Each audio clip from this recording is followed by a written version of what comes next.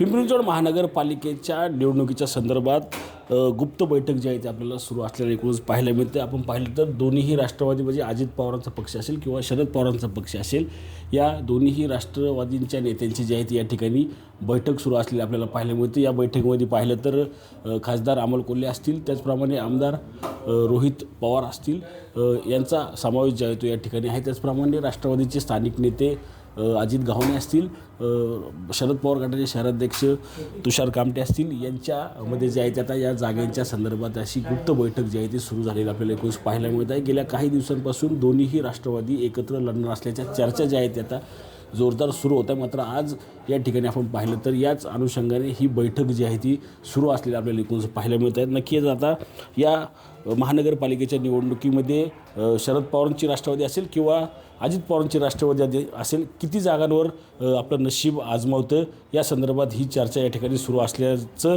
जे आहे ते आपल्याला माहिती समोर येते. नक्कीच आगामी काळात आता पिंपरी-चिंचवड महानगरपालिकेवर झेंडा कुणाचा येणार हेच पाहणं महत्त्वाचं राहणार आहे.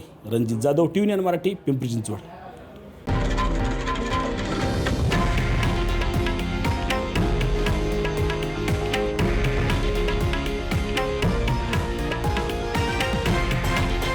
हे आहे देशातील नंबर 1 न्यूज नेटवर्क आणि आपण पाहत आहात TV9 मराठी, एकमेव.